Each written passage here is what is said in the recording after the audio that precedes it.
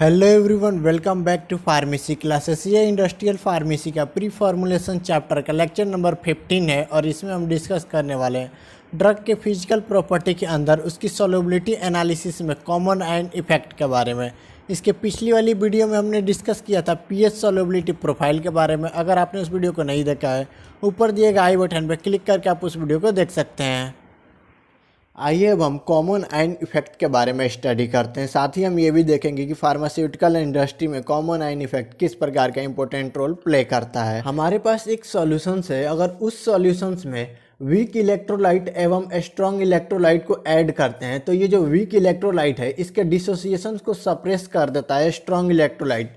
Condition ये रहेगा कि जो वीक इलेक्ट्रोलाइट है एवं जो स्ट्रॉन्ग इलेक्ट्रोलाइट है जब ये डिसोसिएट हो तो एक कॉमन आयन रिलीज करें। आइए हम इसको एक इक्वेशंस के थ्रू समझते हैं। आप अपने डिस्प्ले पर देख पा रहे होंगे ये जो HCN है यह एक वीक एसिड है एवं जो KCN है ये स्ट्रॉन्ग इलेक्ट्रोलाइट है। और जब हम इसको एक ही सॉल्यूशंस में डाल रहे हैं तो आप देख पा रहे होंगे जो हमारा HCN है जो कि वीक एसिड है तो इसका जो डिसोसिएशन होगा वो 50-50% होगा। मतलब 50% ये आयोनाइज फॉर्म में रहेगा एवं 50% अनआयोनाइज फॉर्म में रहेगा। आप अपने डिस्प्ले पर देख पा रहे होंगे ये जो HCN है ये 50% अनआयोनाइज फॉर्म में है एवं 50% आयोनाइज फॉर्म में प्रेजेंट है। और इसके बीच में एक इक्विलिब्रियम मेंटेन किया गया है। अगर किसी भी साइड का अगर कंसंट्रेशन इंक्रीज हो रहा है तो इक्विलिब्रियम वहाँ पर मेंटेन कर लेगा। रिएक्शंस बैकवर्ड एवं फॉरवर्ड दोनों ही डायरेक्शंस में यहाँ हो सकती है। लेकिन वही बात करें हम KCN का तो जैसे ही हम इसको वाटर में डिजॉल्व किए आप देख पा रहे होंगे ये KCN का 100% डिसोसिएशन हुआ और ये K+CN- के रूप में डिसोसिएट हो गया 100%। आप अपने डिस्प्ले पर देख पा रहे होंगे ये जो HCN है एवं KCl है इसको जब हम एक ही सिस्टम में डिजॉल्व कर रहे हैं तो आप देख पा रहे होंगे ये दोनों ही जब डिसोसिएट हो रहे हैं तो एक कॉमन आयन रिलीज हो रहा है। यहाँ पे जब HCl डिसोसिएट हो रहा है तो H+ एवं CN- के रूप में ब्रेक हो रहा है एवं जो KCN है ये भी जब डिसोसिएट हो रहा है तो K+CN- के रूप में डिसोसिएट हो रहा है। इन दोनों ही के बीच में जो CN- है ये कॉमन आयन है। तो हम कह सकते हैं कि जब हम HCN एवं KCl को डिजॉल्व करते हैं तो एक हमें कॉमन आयन मिलता है CN-। और जैसे ही इस सिस्टम में CN- का कंसंट्रेशन इंक्रीज होगा मतलब कॉमन आयन का जो कंसंट्रेशन है ये इंक्रीज होगा तो जो हमारा HCN है जो कि वीक इलेक्ट्रोलाइट है इसका डिसोसिएशन को सप्रेस कर देगा। जैसे ही इस सिस्टम में CN- का कंसंट्रेशन इंक्रीज होगा जो हमारा HCN है ये इक्विलिब्रियम में है और ये सेंस कर लेगा कि जो हमारा सिस्टम है उसमें CN- का कंसंट्रेशन इंक्रीज हो गया है तो ये H+CN- आपस में कंबाइन होकर HCN का फॉर्मेशन कर लेंगे और ये अपने डिसोसिएशन फॉर्म को डिक्रीज कर देंगे। मतलब यहाँ पे उसका डिसोसिएशन सप्रेस हो जा रहा है और इसका जो मेन कारण है वो है स्ट्रॉन्ग इलेक्ट्रोलाइट। क्योंकि ये जो KCN है ये KCN का 100% डिसोसिएशन हुआ जिसके कारण इस सिस्टम में CN- के कंसंट्रेशन इंक्रीज हो गया और CN- के कंसंट्रेशन इंक्रीज होने के कारण ये जो इक्विलिब्रियम है ये सेंस किया कि जो हमारा सिस्टम है उसमें CN का कंसंट्रेशन इंक्रीज हो गया है और ये CN H+ के साथ अटैच होकर HCN का फॉर्मेशन कर लिया और जो हमारा वीक इलेक्ट्रोलाइट था अब ये सिस्टम में मोर अनआयोनाइज फॉर्म में प्रेजेंट है। साथ ही ये जो वीक इलेक्ट्रोलाइट है इस वीक इलेक्ट्रोलाइट का जो डिसोसिएशन होता है ये 50-50% फॉर्म में रहता है। मतलब ये 50% आयोनाइज एवं 50% अनआयोनाइज फॉर्म में रहेगा एवं कॉमन आयन इफेक्ट के थ्रू ये अपने आयोनाइज फॉर्म को डिक्रीज कर लेता है। और इस पे एक वैज्ञानिक ली चार्टलियर ने अपना थ्योरी दिया। आइए उस थ्योरी के बारे में स्टडी करते हैं।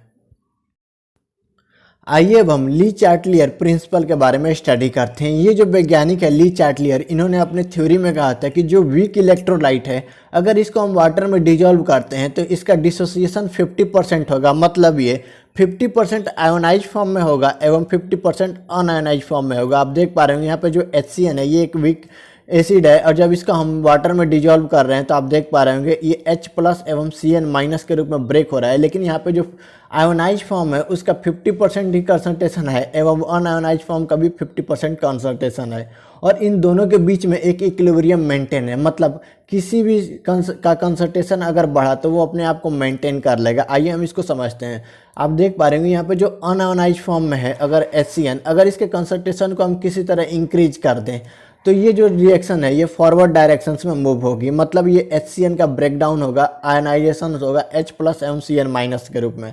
लेकिन अगर हम किसी तरह इस सिस्टम में H प्लस या Cn- के कंसंट्रेशन को अगर हम इंक्रीज कर दे रहे हैं तो ये जो रिएक्शन है ये बैकवर्ड डायरेक्शन में मूव करेगा। मतलब यहाँ पे जो H प्लस और Cn- है आपस में कंबाइन होकर HCN का फॉर्मेशन करेंगे, मतलब इसका अनआयोनाइजेशन फॉर्म इंक्रीज होने लगेगा। साथ ही जो वैज्ञानिक थे ली चार्टलियर, उन्होंने अपनी थ्योरी में कहा था कि जो हमारा वीक एसिड है या फिर वीक इलेक्ट्रोलाइट है, इसका जो डिसोसिएशन होता है ये 50% होता है। मतलब ये 50% आयोनाइज फॉर्म में हमारे सिस्टम में मौजूद रहेगा एवं 50% अनआयोनाइज फॉर्म में हमारे सिस्टम में मौजूद रहेगा।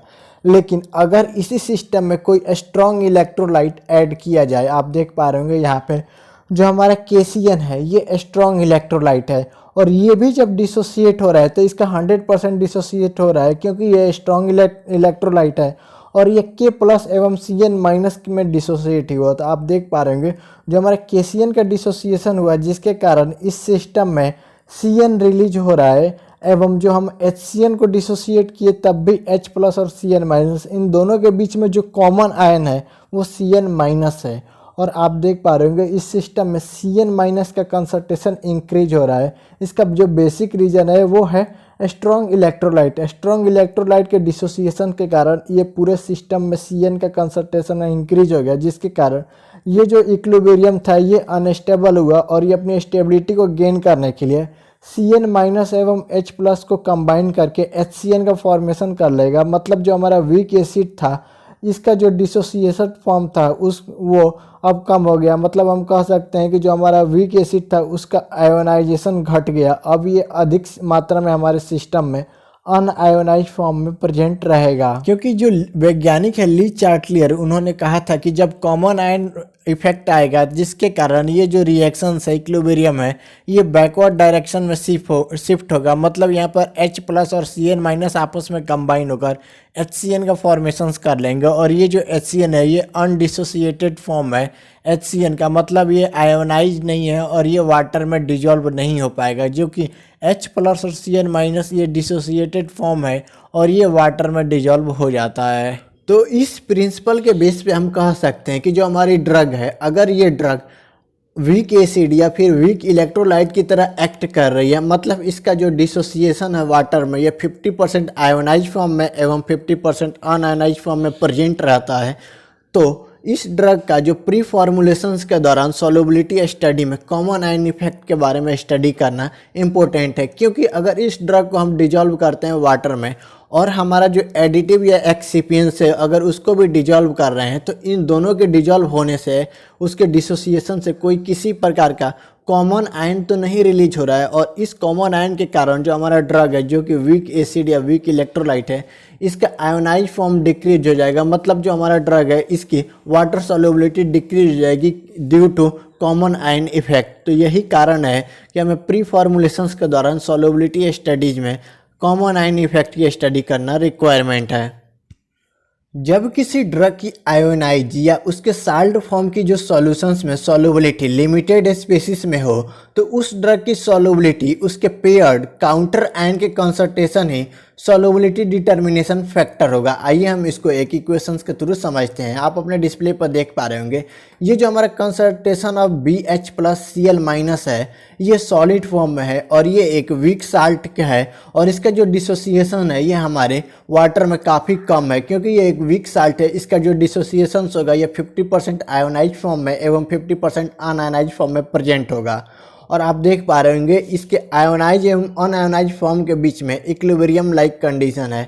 मतलब अगर आयोनाइज फॉर्म के कंसंट्रेशन को इंक्रीज करेंगे तो ये जो रिएक्शन है ये बैकवर्ड डायरेक्शंस में मूव करेगा और अगर अनआयोनाइज फॉर्म के कंसंट्रेशन को इंक्रीज कर रहे हैं तो ये जो रिएक्शन है ये फॉरवर्ड डायरेक्शंस में मूव करेगा। इस इक्वेशंस में आप देख पा रहे होंगे जो हमारा concentration of BH plus Cl- है ये सॉलिड फॉर्म में, मतलब ये अनआयोनाइज फॉर्म में है और इसको जब हम वाटर में डिजोल्व किए तो ये 50% आयोनाइज फॉर्म में प्रेजेंट हुआ। मतलब यहाँ पे जो कंसंट्रेशन ऑफ BH प्लस है ये प्रोटोनेटेड स्पीसीज है और ये आयोनाइज फॉर्म में है एवं कंसंट्रेशन ऑफ Cl- ये भी आयोनाइज फॉर्म में है। और यहाँ पे देख पा रहे होंगे ये जो क्लोराइड है ये काउंटर आयन है एवं BH प्लस का जो कंसंट्रेशन है ये प्रोटोनेटेड स्पीसीज है और इन ये इक्विलिब्रियम कंडीशन में है। अगर इसमें हम Cl- या फिर BH+ के कंसंट्रेशन को इंक्रीज करेंगे तो ये जो रिएक्शन है ये बैकवर्ड डायरेक्शन में मूव करेगा, मतलब इसका अनआयोनाइजेशन फॉर्म डिक्रीज होगा। इस इक्वेशंस में जो हमारा ली चार्टियर प्रिंसिपल है वो अप्लाई हो रहा है, क्योंकि इसमें कॉमन आयन इफेक्ट के कारण इसके आयोनाइज फॉर्म का सप्रेशंस हो जा रहा है, जिसके कारण इसकी वाटर में सॉल्युबिलिटी डिक्रीज हो जाएगी। और यही कारण है कि हमें किसी भी ड्रग का जो कि वीक एसिड या वीक इलेक्ट्रोलाइट की तरह एक्ट करता है उसका प्री फॉर्मुलेशंस के दौरान सॉल्युबिलिटी स्टडीज में कॉमन आयन इफेक्ट की स्टडी करना ज़रूरी होता है, ताकि हम पता कर सके कि जो हमारे ड्रग में जो एडिटिव या एक्सिपियंस है उसके डिजॉल्व होने से कोई कॉमन आयन रिलीज तो नहीं हो रहा है, जिसके कारण हमारी ड्रग की सॉल्युबिलिटी वाटर में डिक्रीज हो जा रही है। किसी भी सॉल्युबिलिटी प्रोडक्ट का हम एक्सपेरिमेंटल डिटर्मिनेशंस कर सकते हैं, उसके पीएच एवं जो ड्रग है एवं उसका जो काउंटर आयन कंसंट्रेशन है उसके असे के द्वारा हम उसका एक्सपेरिमेंटल डिटर्मिनेशंस करेंगे।